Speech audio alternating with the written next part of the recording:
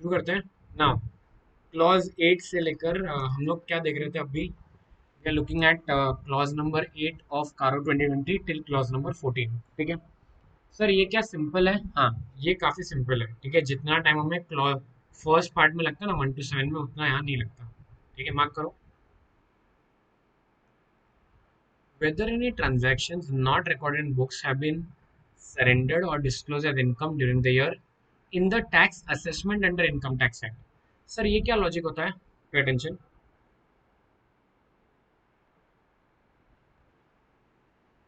हाँ बच्चों, now pay attention. तुम लोग अगर ने अगर डायरेक्ट टैक्स को केयरफुली पढ़ा होगा तो तुम जानते हो कि जहाँ पे आज इनकम टैक्स में ना असेसमेंट खुलता है, बराबर ना। इनकम टैक्स में क्या खुलता है? असेसमेंट खुलता है। तो लेट्स सपोज करते हैं फाइनेंशियल ईयर 16-17। ठीक है, और उससे बेटर वर्ड हम लोग क्या इस्तेमाल करते हैं? प्रीवियस ईयर, है ना। इसका असेसमेंट ईयर रहने वाला है 17-18। तो ये जो 17-18 का बच्चों जब असेसमेंट खुलेगा, असेसमेंट खुलेगा मतलब क्या? इनकम टैक्स ऑफिसर तुम्हें ऑर्डर पास करेगा, ऑर्डर भेजेगा, तुम्हें नोटिस भेजेगा, तुम जाओगे, डिस्कस करोगे। ठीक है, तो ये सब में टाइम लगता है, बराबर। This happens in the succeeding years. तो लेट्स सपोज करते हैं इसके केस क्लोज होते होते करंट ईयर आना चालू हो गया। ठीक है, दैट इज तुम्हारा करंट 21-22 आ गया। तो ये साल के दौरान, पे अटेंशन, ये साल जो था फाइनेंशियल प्रीवियस ईयर 16-17, उसमें तुमने ना 1 करोड़ की तुम्हारी इनकम थी जो तुमने शो नहीं की थी। वो जो इनकम थी वो तुमने क्या, whether any transaction this are not recorded in the books of accounts have been surrendered or disclosed as income during the year in tax assessment under the income tax? If so, whether the previously unrecorded income have been properly recorded in the books। मतलब क्या कि ये जो 1 करोड़ की income थी जो तुमने books में नहीं शो की थी, लेकिन उसके ना गवर्नमेंट को इन्वॉइसेस मिल गए, इनकम टैक्स वाले को इन्वॉइस मिल गए, और वो उसने तुम्हारे ये साल में फाइनल क्लोज बता दिया कि 21-22 में ऑर्डर पास होगा कि ये 1 करोड़ की इनकम तुम्हारी है। तो ये क्लॉज क्या बोल रहा है पता है? ये क्लॉज बोल रहा है कि एज माय क्लाइंट, क्या तुमने ये 1 करोड़ की इनकम को भी 21-22 के फाइनेंशियल में शो किया कि नहीं किया? Got it? मैं केयरफुली और एक बार रीड करता हूँ। Pay attention. Whether any transactions not recorded in the books of accounts, बराबर है। मैंने इस साल में रिकॉर्ड नहीं करा है, 16-17 में रिकॉर्ड नहीं करा है। उसका उस साल का असेसमेंट खुल गया, मेरा डिस्कशन हो रहा था, मेरा एक चार्टर्ड अकाउंटेंट जाके इनको समझा रहा था, इनकम टैक्स ऑफिसर को।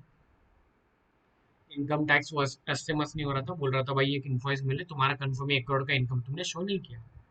ठीक है, तो हमें आज इस बार शो करना पड़ गया। सरेंडर्ड और disclosed as income during the year in tax assessment is so whether the previously unrecorded income जो थी 1 करोड़ की has been properly recorded in the books of accounts during the year. क्या हमने ये 1 करोड़ रुपए की जो इनकम थी जो 16-17 के तो बुक्स अभी क्लोज हो गए, तो हमने क्या 21-22 में आके उसको शो किया कि नहीं किया? क्लॉज नंबर 8 समझ में आया बच्चों?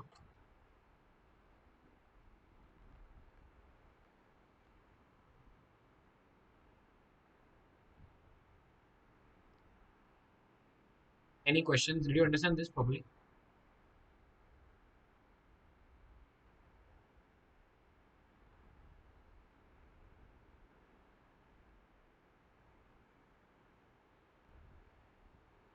Very good. Now let's go two clause 9A। ठीक है, नाउ पे अटेंशन।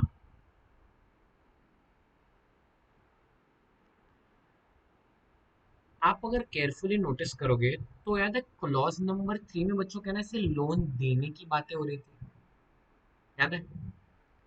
क्लॉज 9 में ना Yes. लोन लेने की बात है। देखो, वेदर द कंपनी मतलब my client has defaulted in repayment of loans, समझे?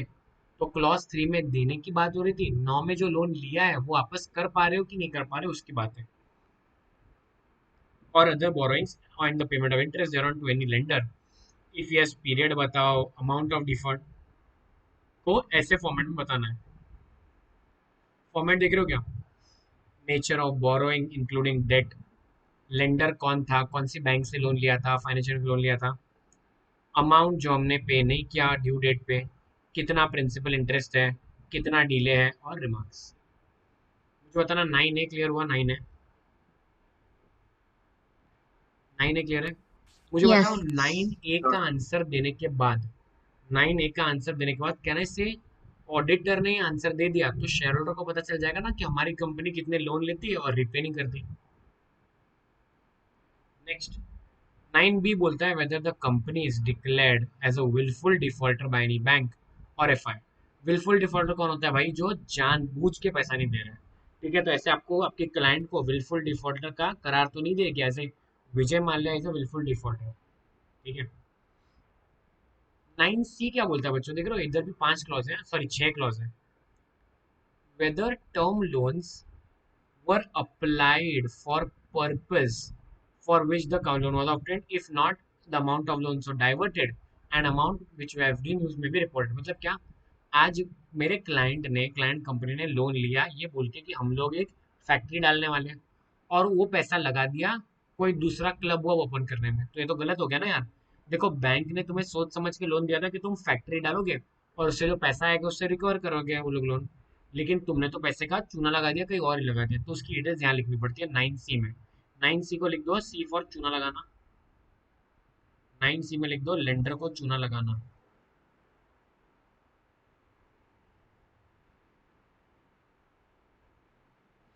लिख दिया?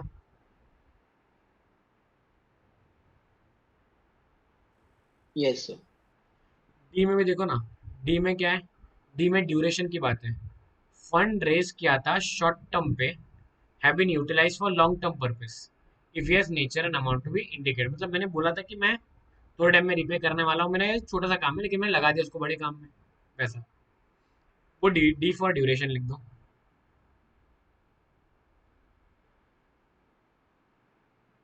Next, weather company has taken, ये देख रहे हो सारा पॉइंट नंबर 9 पूरा पैसा लोन लेने के बारे में बात करता है। Whether company has taken any funds from any entity और पर्सन ऑन अकाउंट ऑफ और to meet obligations of its subsidiary associate joint ventures if so details with nature of such transactions and amount। मतलब क्या, क्या company ने कोई loan उठाया, कोई पैसा उठाया for meeting the obligation of it subsidiary, समझे? एग्जांपल लेते हैं, होल्डिंग कंपनी ऊपर है, सब्सिडरी नीचे है। सब्सिडरी को किसी का पैसा रिपे करना था और उसके लिए होल्डिंग ने लोन लिया और सब्सिडरी का पैसा रिपे किया, ऐसा कोई ट्रांजेक्शन हो उसकी डिटेल्स ई में लिखो। समझे क्या? तो यहाँ पे लिख देना ई फॉर इधर का पैसा उधर, इधर का पैसा उधर। लिख दिया?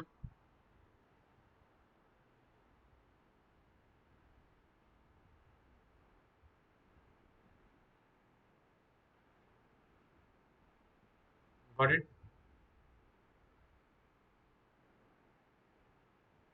नेक्स्ट, वापस लोन की बात है। Whether my client has raised loans during the year on the pledge of securities held in subsidiary जेवी।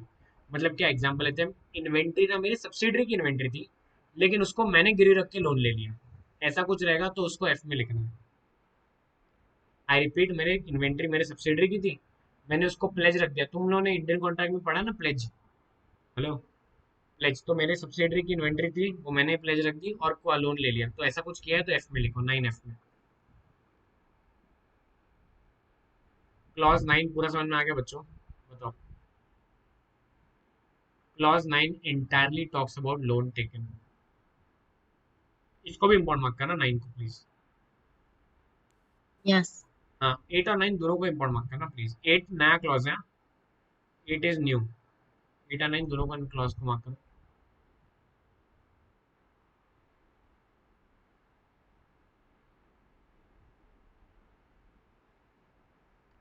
10 को भी इम्पोर्ट मार्क करना। क्या मार्क करो? इधर क्या पता है, मैंने ना आईपीओ, आईपीओ मतलब इनिशियल पब्लिक ऑफरिंग, या मेरे क्लाइंट ने फर्दर पब्लिक ऑफरिंग, मतलब एक बार पैसा लिया था दूसरी बार ले रहे हैं मार्केट से। तो मार्केट से हम पैसा उठा रहे हैं, हमने बोला था कि we are going to start a school of chains, और हमने चालू कर दिया school of chain of hotels. मुझे बताओ, क्या मैंने नॉर्मल पब्लिक को चूना लगाया ना क्लियरली, राइट? मैंने लोन उठाया, मैंने पैसा उठाया एज आईपीओ, मैंने पैसा उठाया एज एन आईपीओ क्या बोल के कि भाई मैं स्कूल चालू करने वाला हूँ और लगा दिया दूसरी जगह पे, तो ये गलत है। तो उसकी डिटेल्स यहाँ पे लिखनी पड़ती है 10A में। Whether money is raised by the IPO or FPO during the year were applied for purposes for which are raised, if not details together with delay or default and subsequent rectification if any applicable। मतलब क्या, अगर तुमने वो पैसा दूसरी जगह लगाया लेकिन वापस फिर स्कूल में लगा दिया, तो उसको रेक्टिफाई किया है कि नहीं, उसकी डिटेल्स यहाँ लिखनी है। 10A समझ में आया बच्चों? 10A। 10B बोलता है सेक्शन 42 एंड 62 प्राइवेट प्लेसमेंट वाला।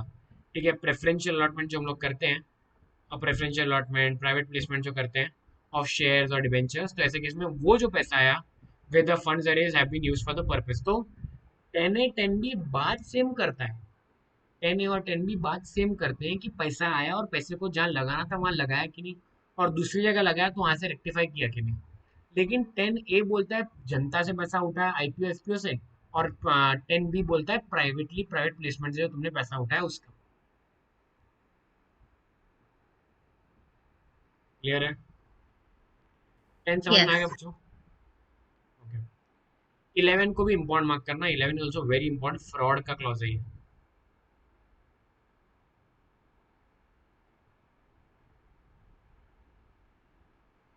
ठीक है, whether any fraud by the company or any fraud on the company has been noticed or reported, if yes nature and amount to which be indicated। मतलब क्या, अगर auditor को दिखता है कि कोई भी फ्रॉड वर्ड हुआ है या तो कंपनी ने किया है या कंपनी पे किया है, ठीक है, तो मुझे यहाँ लिखना पड़ेगा। अगर आपको सेक्शन 143 और सेक्शन 12 क्लियरली याद होगा तो, ठीक है, वहाँ मैंने क्लियरली लिखा था जैसे पैन रैन। ओके, 140 सेक्शन 12 का में बेसिकली दो टाइप के फ्रॉड्स होते हैं, fraud less than 1 crore, minimum 1 crore. अगर फ्रॉड लेस देन 1 करोड़ का है तो दो ऑडिटर को जैसे पता चलता है, then you have to inform the audit committee और द बोर्ड ऑफ डायरेक्टर्स। ठीक है, एक बार उसने उनको बता दिया within 2 days of knowledge, then his work is over. Then the company will report it in the board of directors की रिपोर्ट। ठीक है, and the disclosure will depend on whether remedial action is taken और not. सारे फंडे हमने देखे थे, अगर मिनिमम 1 करोड़ का रहेगा तो सीजी के पास जाना पड़ेगा। तो अगर ऑडिटर ने 143(12) के तहत कोई भी रिपोर्टिंग की है तो वो यहाँ पे लिखनी पड़ती है। Last, whether auditor has considered whistle blower complaints if any. Whistle blower कौन होते हैं बच्चों? कि जहाँ पे आज ड्यूरिंग द विसल ब्लोअर वो लोग होते हैं जो कंप्लेंट करते हैं। तो कंपनी के अंदर की जो कंप्लेंट्स है अगर ऑडिटर के पास आई है तो ऑडिटर ने उनको कैसे तवज्जो दी। तो clause 11 completely talks about fraud fraud fraud.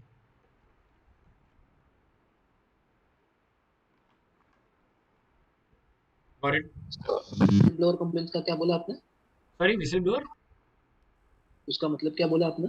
हाँ, कंप्लेंट करने वाला विसल ब्लोअर होता है ना बेटा, जो कंपनी के अंदर वाले लोग हैं लेकिन जो देख रहे हैं कि कंपनी के अंदर ऐसा ऐसा हो रहा है, तो वो ना अनोनिमसली कंप्लेंट करते हैं about the company, they are whistle blowers. Class 12 पे चले बच्चों। Hello, Yes. Any doubts till now? No. Okay, now look at clause number 12। Pay attention, very easy clause. This clause applies only on Nidhi company. कौन सी वाली company? निधि। Sir ये निधि company क्या होती है? ऊपर लिख दो म्यूचुअल बेनिफिट कंपनी। क्या होती है?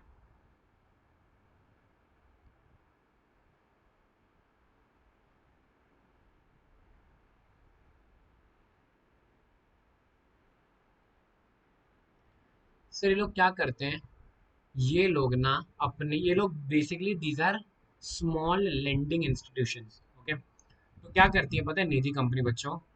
निधि कंपनी के जो डिपॉजिटर्स होते हैं ना, एग्जांपल लेते हैं, मैंने निधि कंपनी में पैसा रखा तो मैं एक डिपॉजिट होल्डर बन जाऊंगा, बराबर है? सिमिलरली मेरे ऐसे बहुत सारे लोग निधि कंपनी में पैसा रखते हैं। तो निधि कंपनी, अगर एग्जांपल लेते हैं, लेट्स सपोज मैंने डिपॉजिट रखा हुआ है, लेट्स सपोज करते हैं 10 लाख का, और मुझे अचानक से 50 लाख के लोन की जरूरत पड़ती है, तो निधि कंपनी मुझे लोन दे सकती है। तो basically it's a mutual benefit company जहाँ पे डिपॉजिट होल्डर सारे लोग आके पैसा रखते हैं। ठीक है, तो और जिस जिसको भी लोन की जरूरत पड़ती है उसको लोन मिल जाता है।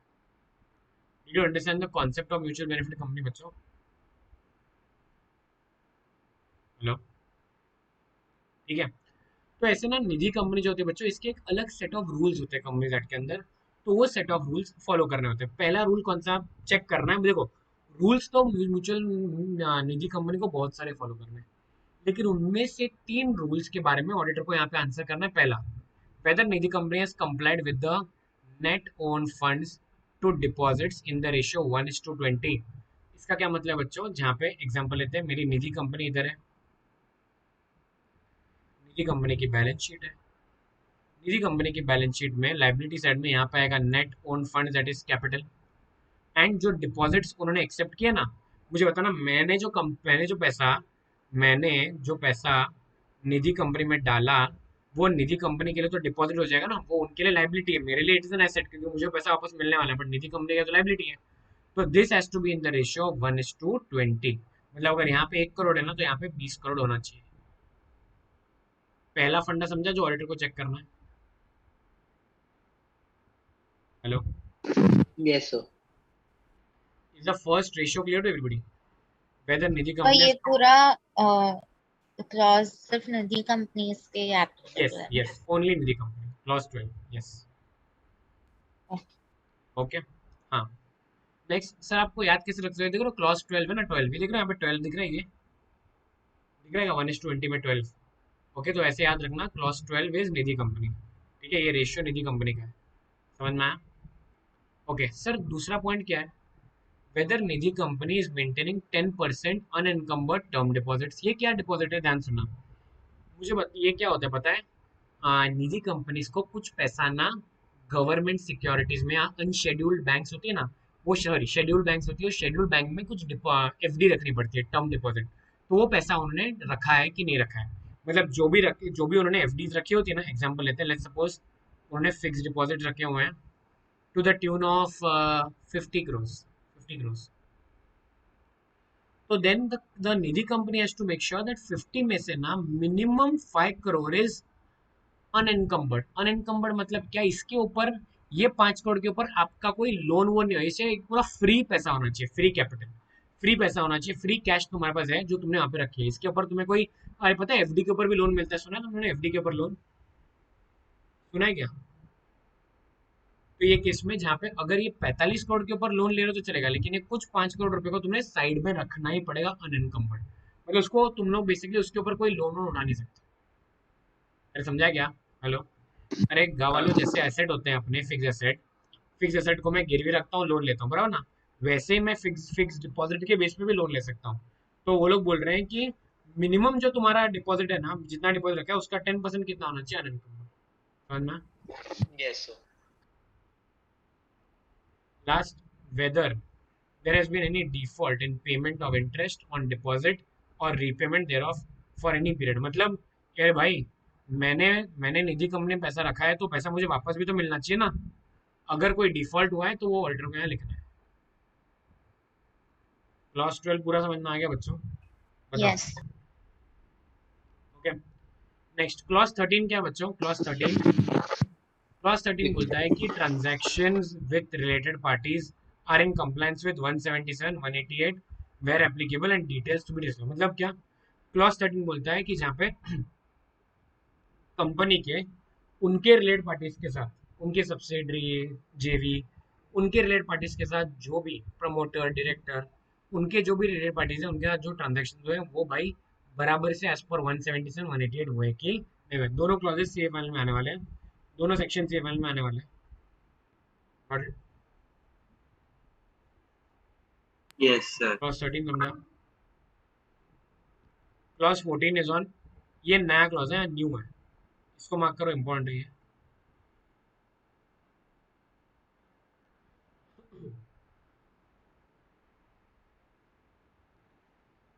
Whether my client has an internal audit system commensurate with the size and nature of its business। मतलब क्या क्या मेरे क्लाइंट को, सबसे पहले तो याद है 138 के अंदर लिखा है ना, इंटरनल ऑडिट सब पे अप्लाई नहीं होता है, ठीक है, इंटरनल डेपो वाले इन पे अप्लाई होता है।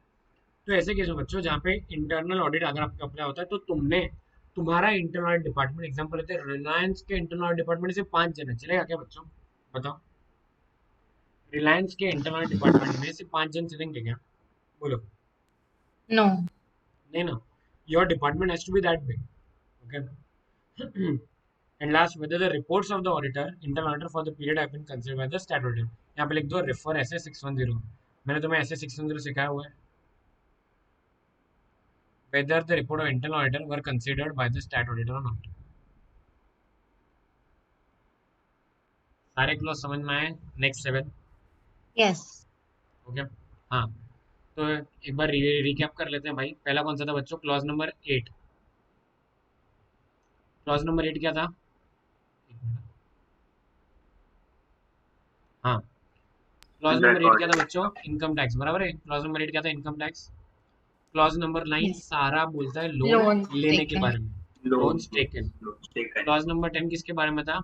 आईपीओ एफपीओ है था। आईपीओ एफपीओ, आईपीओ एफपीओ उसको हमने यस, बराबर एंड से प्राइवेट इस्तेमाल किया कि प्लेसमेंट, नहीं? Very good.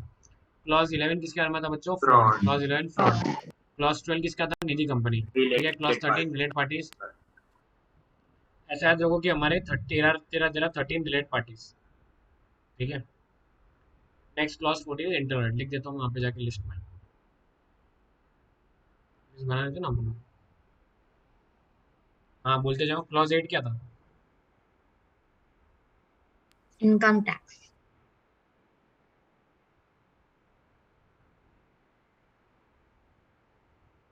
Loans taken.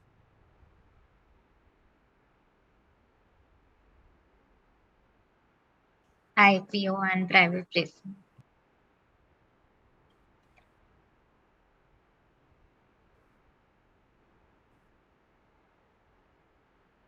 तुम देख रहे हो मैं कितने शॉर्ट में क्रिस्प में कर रहा हूँ याद करने के लिए। देख रहे हो? फिर next private private placement, placement.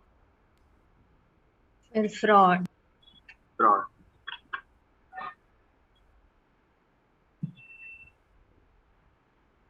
Fraud में भी 3 थे ना? निधि फ्रॉड में भी 3 थे ना Nidhi बच्चों? फ्रॉड में भी 3 पॉइंट थे ना? ये क्या था फ्रॉड का? Yes. ये क्या था?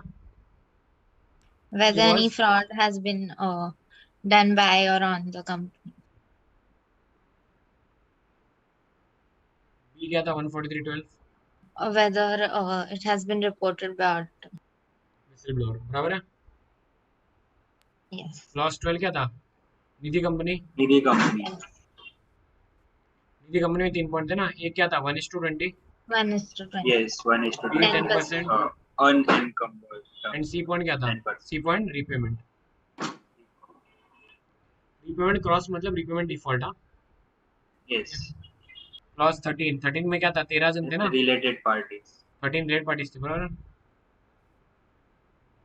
Okay, plus 177 188। So ये W भी क्या लिखा? Whistle blower, whistle blower. Whistle flow, हाँ. एंड 14 क्या था बच्चों? इंटरनल ऑडिट, इसमें क्या था कि साइज ना, साइज, और साइज दूसरा एंड था नेचर, और reports of internal audit, auditor. 600. तुमने रियलाइज किया कैसे मैंने एकदम क्रिस्प में कवर किया इसको? ठीक है। इनकम टैक्स यहाँ पे असेसमेंट लिख देते हैं। ठीक है। सर वो आईपीओ एफपीओ रुपीस एप्लीकेशन है ना, मतलब वो? हाँ, एपी में इज एप्लीकेशन। वो अप्लाई नहीं किया बराबर से तो उसका पॉइंट था ना। हाँ क्लियर है?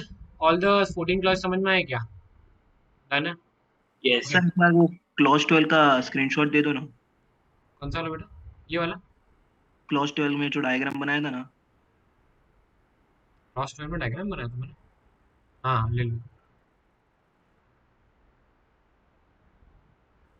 सर एक बार सिर्फ वो 50 मिनिमम 5 करोड़ है ना, उसके बाद में सब क्लॉज बी लिख सकते हो, मतलब याद रह जाए।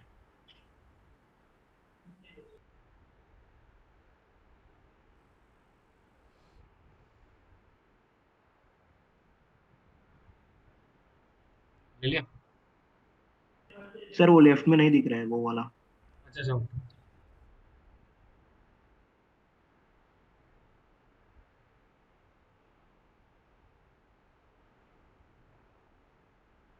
है ना बच्चों? Yes sir, done, thank you.